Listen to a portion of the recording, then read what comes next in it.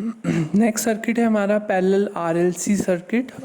इसमें हमने resistance R, L और सी को आपस में पैरेलल में जोड़ा है across voltage supply we.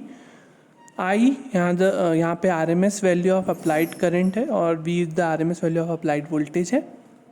I1 is the current flowing through resistance R, I2 is the current flowing through inductance L and I3 is the current flowing through capacitance C।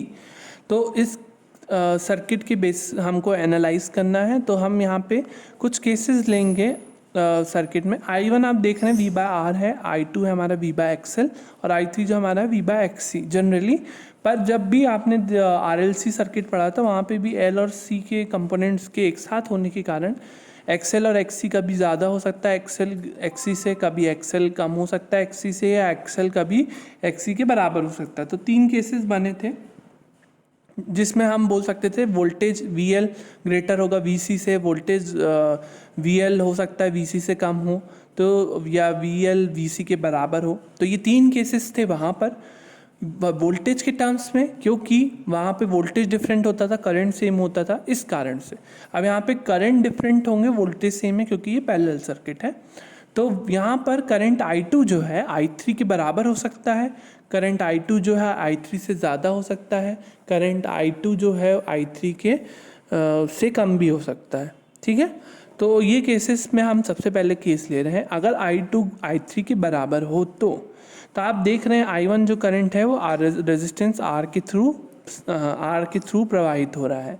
तो voltage V को हम current I1 को हम voltage V के क्या लेंगे, reference में लेंगे, साथ में फेज में लेंगे। इसके वोल्टेज V का फेज में ही रहेगा करंट I2 जो है वो इंडक्टेंस के द्वारा प्रवाहित होने वाली धारा है, तो इंडक्टेंस के पार्श्व में जो वोल्टेज होगा वो I2 उस वोल्टेज को क्या करेगा, 90 डिग्री से लैग करेगा। इसलिए V के रेफरेंस में हमने I2 कहाँ ड्रॉ किया है, नीचे।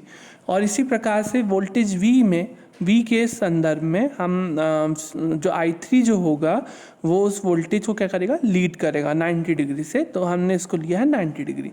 क्योंकि इनका मैग्नीट्यूड I2 बराबर से I3 है, तो ये दोनों एक दूसरे के अपोजिट डायरेक्शन में है y एक्सिस में, तो ये दोनों को एक दूसरे को क्या कर देंगे, कैंसिल कर देंगे।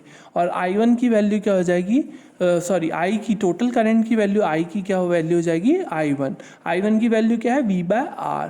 तो ये ध्यान रखें, पहले केस में इस प्रकार से होगा, चाहे फिर हम उसको एडमिटेंस के फॉर्म में लिखें या फिर इम्पिडेंस के फॉर्म में। तो बात यही होगी, I की वैल्यू I1 के बराबर ही होगी। अब हम केस 2 लेते हैं, I3 जब I2 से ज़्यादा हो। I3 जब I2 से ज़्यादा हो तो उस केस में क्या होगा, तो क्लियरली आपको पता है I3 जो है लीडिंग करंट है, तो लीडिंग करंट ज़्यादा है तो आप लीडिंग करंट को ऊपर ज़्यादा दिखाएंगे, और लैगिंग करंट I2 है तो उसको हम कम दिखाएंगे। तो ये इतना विरोध कर रहा है, तो इसका अपोजिट रिफ्लेक्शन जो हमें मिलेगा इधर, कैंसिल होने के बाद जो हमारा मैग्नीट्यूड बचेगा वो बचेगा I3 माइनस I2। तो I3 माइनस I2, I1 और I3 माइनस I2 का वेक्टर सम क्या कहलाएगा, करंट I। तो ये हमारा ट्रायंगल बन गया।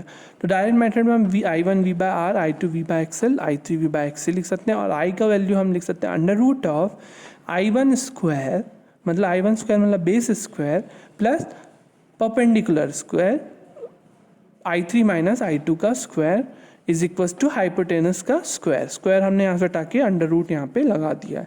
तो यहाँ वैल्यू हमको मिलेगी I3 माइनस I2 होगा यहाँ पे। तो वैल्यूज लिख दें सब I1 I2 I3 की। I इक्वल्स टू क्या हो जाएगा, √ V/R का square plus V/XC minus V/XL का होल स्क्वायर।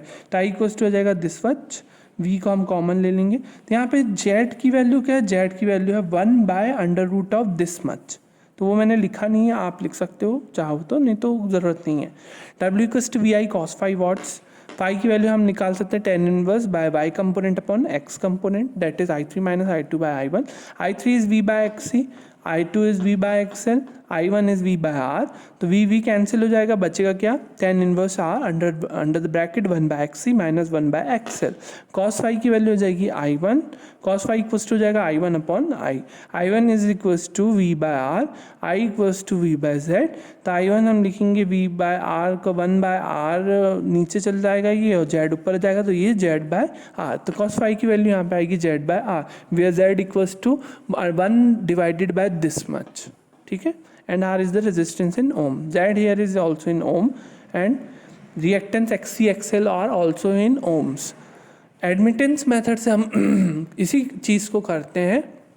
तो एडमिटेंस मेथड में रेजिस्टेंस का उल्टा क्या होता है, कंडक्टेंस, तो 1/R को हम लिखेंगे G, और इंडक्टिव रिएक्टेंस एक्सेल का जो उल्टा होता है वो होता है इंडक्टिव ससेप्टेंस, उसको हम रिप्रेजेंट करेंगे BL, और कैपेसिटिव रिएक्टेंस का उल्टा होता है कैपेसिटिव ससेप्टेंस, तो 1/XC को हम लिख देंगे BC। तो I1 जो V बाय R था वो क्या हो जाएगा VG, I2 हो जाएगा VBL, और I3 हो जाएगा VBC। अब इसी एक्सप्रेशन में हम फिर जो हमने वेक्टर सम से प्राप्त किया उसी एक्सप्रेशन में हम इन वैल्यूज़ को रख देंगे, तो I इक्वल्स टू हो जाएगा V under the root G square plus BC minus BL का square. Here this value is what, in admittance, तो I equals to V by Y, where Y is equals to G square plus BC minus BL का whole square. Admittance in mho, है ना, admittance मोह में हो जाता है, G conductance भी मोह में या सीमेंस में, या और जो आपका ससेप्टेंस है वो भी मोह में होगा, ठीक है। W equals to VI cos phi watts. Case third होगा, अगर केस थर्ड हम यहाँ पे एज्यूम करें, अजम्पशन ये होगा कि I2 की वैल्यू अगर I3 से अधिक हो तो I2 की वैल्यू I3 से अधिक हो तो इस केस में हम कैसे लेंगे, V को हमने ले लिया, लैगिंग करंट ज़्यादा है तो अब नीचे की तरफ शिफ्ट हो जाएगा, तो आप इतना तो समझ गए हो, अब मुझे इसे एक्सप्लेन करने की ज़रूरत नहीं, आई थिंक आप इतना समझ गए हो। चेंजेस कर जाएंगे, ये I2 माइनस I3 हो जाएगा, ये V बाय XL हो जाएगा, ये Z की वैल्यू है 1 Z equals to 1 by under root of this, और phi equals to tan inverse I2 minus I3 upon I1, phi equals to tan inverse R 1/XL minus 1/XC, W equals to VI cos phi watt. इसी प्रकार से ये question भी करना है, R की value दी हुई है, C की वैल्यू दी हुई है, L की वैल्यू दी हुई है, ये मैं नहीं करवाऊंगा, ये आपको खुद करना है, खुद ही सॉल्व करना है, मैंने आपको बता दिया कैसे करना है। अक्रॉस 250 वोल्ट दिया है, 250 वोल्ट है, 230 नहीं कर देना इसे। अब इस स्थिति में total current I pi P, जैसा आप पहले क्वेश्चंस में किए I1 I2 I3 cos phi, impedance और एडमिटेंस। देखो एडमिटेंस की वैल्यू निकाल दिए तो आप 1/Z करके इम्पिडेंस की वैल्यू भी निकाल सकते हो, मतलब Z इक्वल्स टू आप क्या कर सकते हो 1/Y, मतलब Y निकाल लो या Z निकाल लो, फिर 1 रेसिप्रोकल कर दोगे तो आपको दोनों में से किसी की भी वैल्यू मिल जाएगी। तो इस क्वेश्चन को आपको करना है और उसके आंसर भी आपको किस में भेजना है, मुझे क्लास कमेंट्स पे भेजना है।